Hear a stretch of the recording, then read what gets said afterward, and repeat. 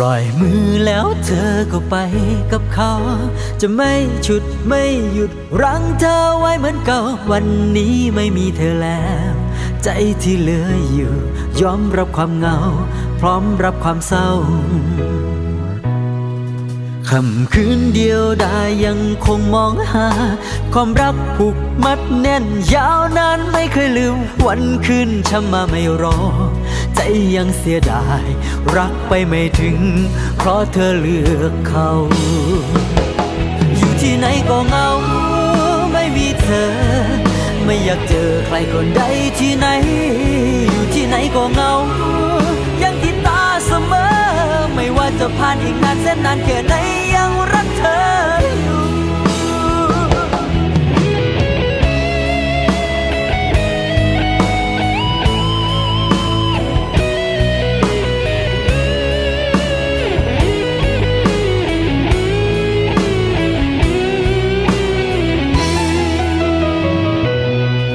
ปล่อยมือแล้วเธอก็ไป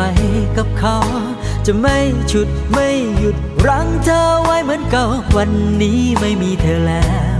ใจที่เหลืออยู่ยอมรับความเหงาพร้อมรับความเศร้าค่ำคืนเดียวดายยังคงมองหาความรักผูกมัดแน่นยาวนานไม่เคยลืมวันคืนช้ำมาไม่รอใจยังเสียดายรักไปไม่ถึงเพราะเธอเลือกเขาอยู่ที่ไหนก็เหงาไม่มีเธอไม่อยากเจอใครคนใดที่ไหนอยู่ที่ไหนก็เหงายังติดตาเสมอไม่ว่าจะผ่านอีกนานแสนนานแค่ไหนยังรักเธออยู่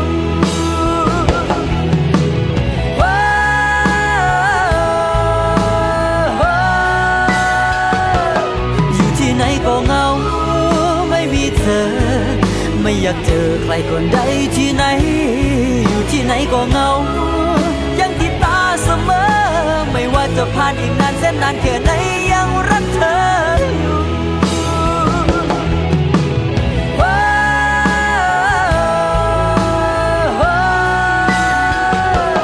อยู่ที่ไหนก็เหงาไม่มีเธอไม่อยากเจอใครคนใดที่ไหนอยู่ที่ไหนก็เหงา